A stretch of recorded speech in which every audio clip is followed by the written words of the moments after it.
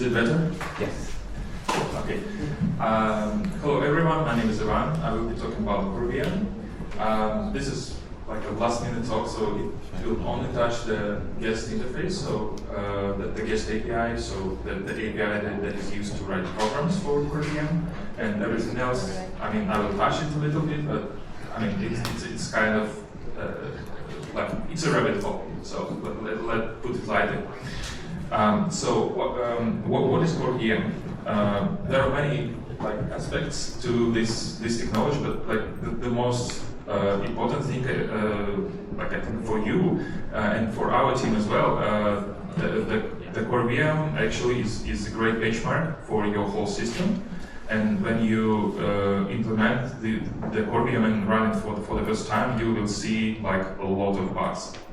At least this is what we saw in our implementation, and we never knew that we had those bugs before actually running the CoreVM. So the initial idea was to run arbitrary programs on top of GEM, and the first program that we ran was prime number generator, and then Jan suggested that we should run something more serious, for example Doom. And so I started working on, at this time, Doom was already working on CoreVM, but it was not working on top of GEM. So we need to build all these layers to make it work. And at some point, we actually made it to work. So this is a screenshot of the first frame that was generated in CoreVM. And yeah, you can see the date, 6th of February. And shortly after that, we generated many frames, it was like a video, and we were able to see. We were not able to interact with the demo, but the demo was playing like a video. So it took us. There is no date here, but took us another month probably to generate all these frames. And after that, it was it had snowball effect on our source code, so we basically tried to fix a lot of bugs that we have found. And at some point we also had memory issues with our DA implementation, which we also had to solve to make it possible to do a demo. And finally made a demo. And our current state is a little bit rough, so we're at the point where we either merge this huge pull request or I probably got fired. So what is CoreVM from technical perspective? From technical perspective, it's a technology that is several layers of technology that is used to run any application on top of GEM. And the goal here is to make these runs to assure that these program runs are reproducible. So anyone could take the state that was saved on chain, and from this state and from the memory pages which are saved in the DA system to continue the run and to verify that it produces the same memory pages, the same registers, the same state that is already on chain or not yet already on chain. And the special features that we have is that we want to simulate all the Linux system calls. I don't think that we actually can simulate everything, because blockchain is kind of isolated environment, so we probably want to at least simulate the file system. First read-only file system, then read-write file system using the DA. And we also want to simulate the usual devices that you have attached to your computer, like mouse, keyboard, video, audio output, etc. And also, standard output as well.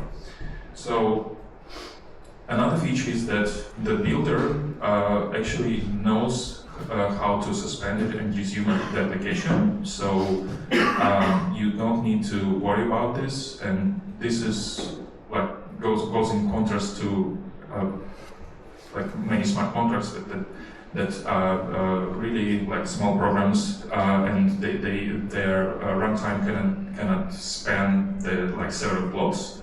And in CoreVM it is possible, so you can start your program and like many blocks may pass, and the program will still be running. The only limitation that, at least to my knowledge, the only limitation that we have right now is that the data in the DA is stored for like 28 days, so you will not be able to continue the programs which are older because the data will not be available.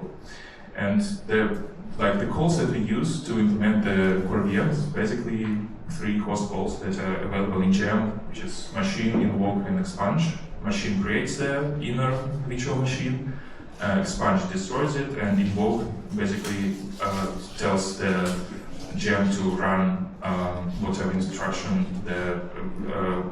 whatever the current instruction is in this virtual machine.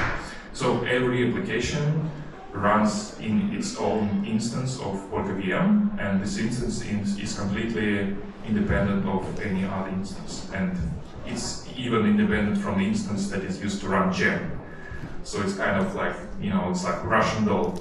We have like VM inside VM inside the gem validator process. And I will show you a few programs, previous programs. So like it is the first program that was written for CoreVM. So current API doesn't use the Linux system calls to the full extent. We are working on this. So currently we have this like println call which we implemented ourselves. So the program generates prime numbers using like the dumbest algorithm on earth. So you just check that the number is prime and then print it.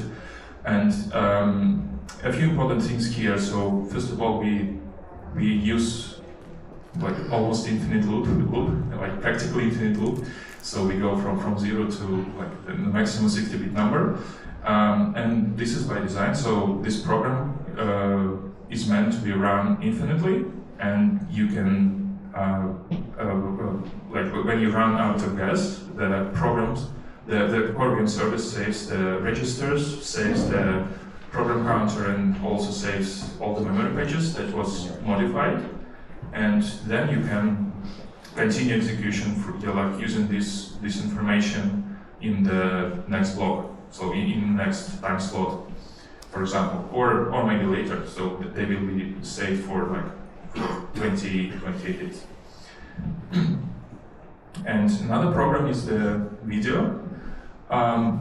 This is not a real program. It's like a test, and I have omitted almost everything because it just generates random numbers and then checks that the monitor actually displays this random numbers, random noise. So basically we have the video mode host call. This host call is specific to CoreVM, and it is used to initialize how your monitor, like what kind of parameters your monitor has, and what kind of format, frame format we are using. So we use some obscure format. This is like from Doom, in this example. And then again we have infinite loop, and in each iteration of the loop we call another host call, which is called yield video frame, and we pass the frame number and we pass the bytes that encode the frame. And I have omitted the frame generation because it's kind of specific for Doom. But this format is well defined, and we have the documentation for each of these formats that we support. And like in total, so the API that was used to run Doom is actually looks like this. So we have like memory management functions, which we didn't use for Doom because Doom uses the static memory allocator. I'm not sure if it was Jan who added this allocator or it was originally in Doom, but these functions are not used. So they're working, but they like Doom don't use them. And we also have the function for video frame that you saw, and also the function to output console data, which is wrapped into this println call. And we also have like miscellaneous functions which I added later. So basically, Doom used this function, and yeah, pretty much that's it. So like for Doom, we only needed this post call. And also, quite recently, we added support for arbitrary Linux syscalls.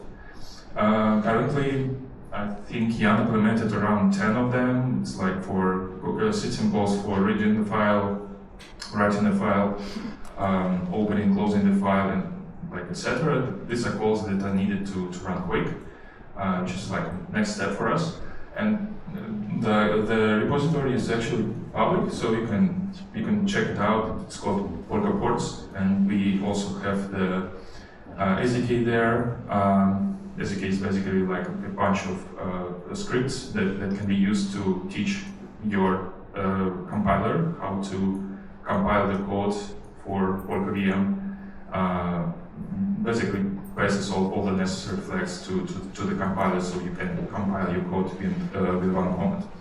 And we also post there the crate which implements the system calls in more or less abstract way. We plan to use it in both CoreVM, and also if you don't want to use CoreVM, you can use it in just to run the programming where CoreVM. I mean, it sounds complicated, and it really is complicated. So so we have this huge number of layers of abstraction, and basically, like one problem that we had is that I repeated. Like at some point, we figure out that I repeat a lot of work that Jan has already done for CoreVM, and probably, like since you are listening to this talk, it's probably good thing to. I mean, probably a good thing for you to abstract like some internal things that CoreVM does, for example, for registers, for calling the functions, for returning the value from functions, etc. Because we didn't think about this, and yeah, we have now this code duplication problem. And at the end, I wanted to talk about a little bit about the builder. Like so, we have like the problem with this continuous execution, which get called continuation. I mean, continuous execution across blocks. The problem is that you need to know where to stop, and you need to know which memory pages the program will actually access during this time slot. So there are multiple ways to do this. It is actually very similar to like the algorithm that can be used for like to predict which pages will be accessed. Is very similar to what, for example, Linux uses to predict, not to predict, but to decide which pages it can swap out to the disk and which it cannot swap out. But remember, it's not the same. So because the disk is always available to you, so you can always read the pages from the disk. And in CoreVM, it doesn't work like this. So if you can't read the page, for example, if the program accesses the page that you haven't imported into your work package, then it's the end of your application now, so it will fail. It will be segfault. And yeah, so the algorithm is a little bit more involved here. So basically, the only reliable way to do this is to run this program on the builder side and to see which pages it actually accesses. And to do this, you need another layer of abstraction. You need you need to abstract out the engine, CoreVM engine, which is used to run your program to handle all the memory page faults, etc., etc. And it should be both runnable inside the gem service and also on the builder side. So it's kind of at first it sounds difficult because these are two different architectures, like RISC-V and x86, but in the end the engine is really it doesn't use any kind of architecture specific optimization, so you can do this easily. And what the simulator does is it just imports all the pages that builder knows, so that the page faults can always be handled, and then you know how it runs using the same restrictions as gem, so it stops at the same time, at the same remaining guess number with the same register, etc., etc. So it executes exactly the same as in gem, except for memory pages. And after that, you know which pages were accessed, you import them to the work package, and then you submit the work package and repeat the same again on, like, CoreVM repeats the same again on each validator. So this is like a glimpse of how it is implemented. So I think it's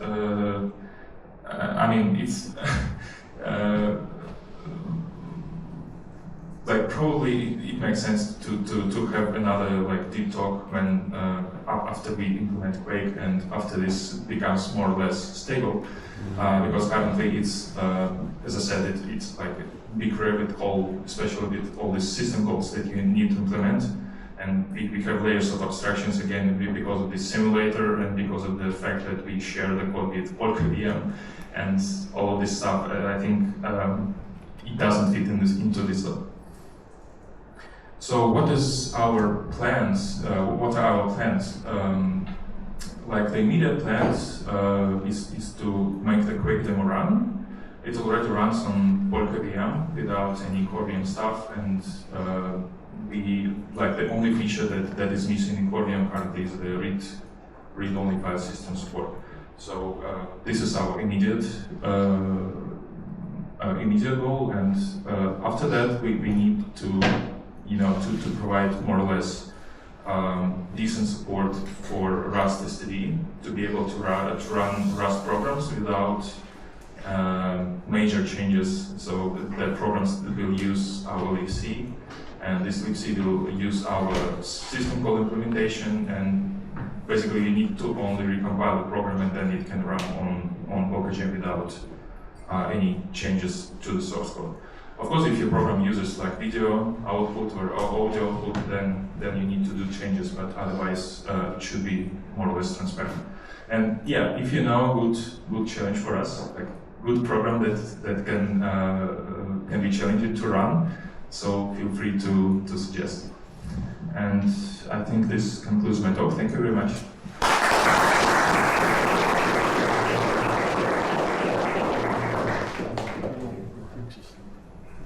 Any other questions? I have one. I'm sorry if I'm confusing something, but to run the Doom, how many steps of the game can fit into a block to give Good this question. Yeah, good question. Good question. It depends on how many frames you can fit into the exports generally, but specifically it also depends on how many page hashes you want to put into work output. So I didn't talk about this, but it's like the CoreVM service, it needs to prove that the previous state was either initial state of the program when all the registers are zero, like no memory pages, etc., or the previous state is some state that was recorded on chain. And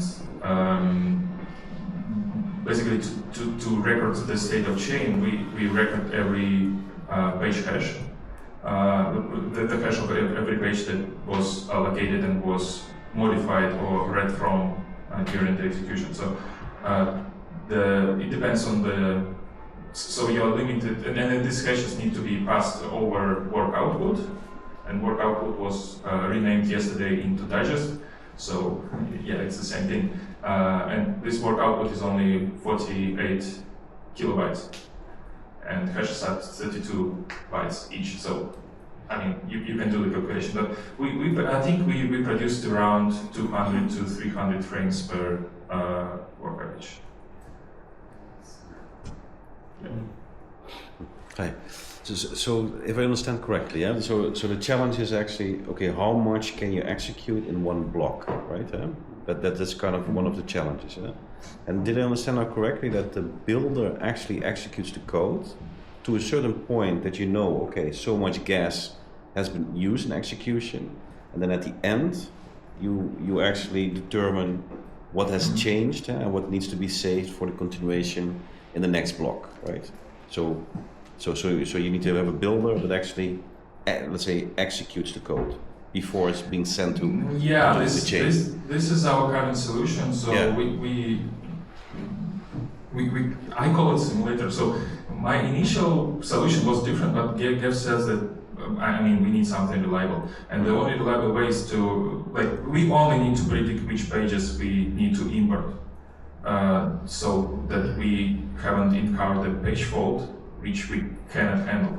Because if we cannot handle page fault, then we should fail the program. It's like a seg fault. Yeah. So it's not possible in Rust probably, but I mean generally, but it's possible in C easily, and we should stop the program. So we only need to predict pages, and my first solution was to just use last recently used map, and it worked pretty well for Doom actually. Okay. And you can also use it, and especially if your program uses doesn't use that much pages, that many pages, then you can import all of them. Yeah. Then you don't need to run simulator, obviously. Yeah. So the simulator is just it's a workaround for not knowing for predicting pages in a reliable way. But if you know a good algorithm for predicting them, then it's also possible. And we also support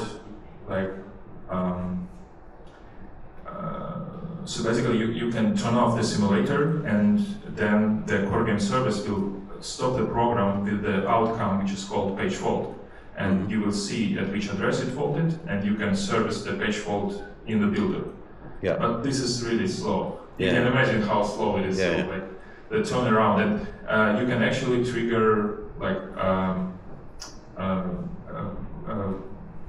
trigger these faults continuously if you have a really bad predictor, and if your program, for example, accesses pages randomly, then no predictor will predict it, and in every run you will have only 1 or 2 page accesses, and then you will the outcome will be the page fault, and you will have to service it on the builder, and it's very inefficient. So that's why we come out with the simulator. With the simulator, exactly. Yeah. So.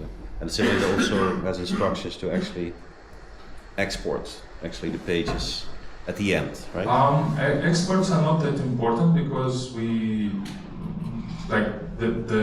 service will generate the same exports, so we don't check it. Okay. We only need the list of imports, and that's it. Okay. Yeah, so you have to check if you hit your gas limit of whatever the number is, 5 billion or something, right?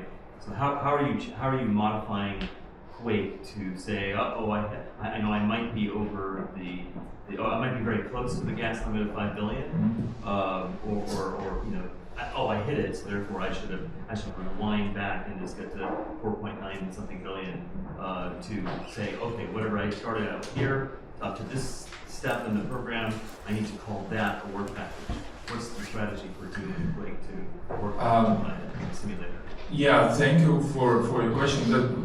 Basically, there is no strategy, and you don't need this strategy because the program, for example, you can see this program.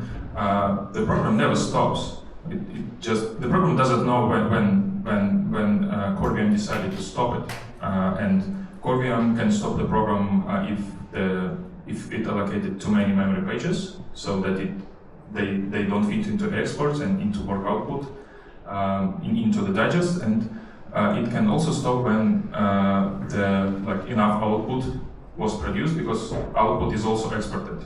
It's not exported as pages, but it is exported in the same segments. Again, if you ran out of free segments, then the program will be stopped. And again, the program doesn't know. The program thinks that it works continuously. This is the beauty of this technology. So there's two constraints. One is the page limit of 3,000 something pages. Yeah. And then there's the gas limit. So you have to obey both constraints. So Gas limit is it's automatic. It's kind of like CoreVM. Okay. So when you you have this invoke call which you should issue this call in a loop in CoreVM service, and each invocation of invoke, each call to invoke will actually call CoreVM, and CoreVM will produce some outcome, and one of the outcomes is out of gas. So like the instance of this particular CoreVM for this particular program has run out of gas, and it will tell you this automatically. So CoreVM just forwards this thing. You don't want to hit the out of gas limit though. So you have to like go to 4.99 billion and say that's it. We did what we could in our single. No, we checked this, but it is done by CoreVM automatically. So it's not something that you need to program in CoreVM. You just forward this return code, and that's it. So.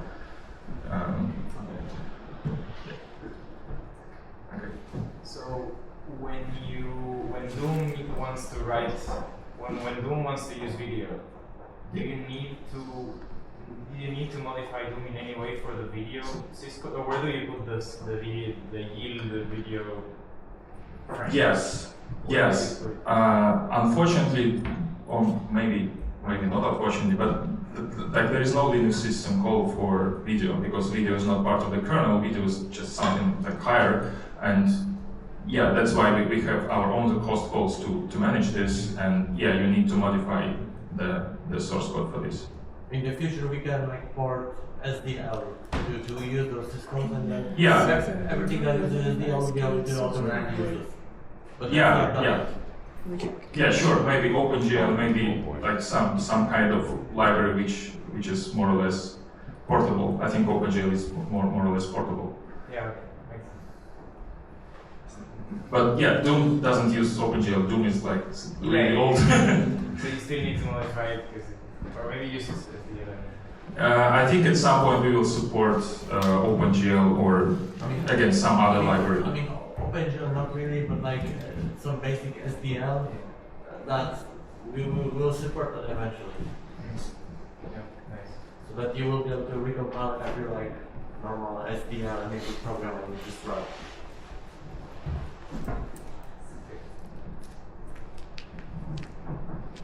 Okay, anyone else?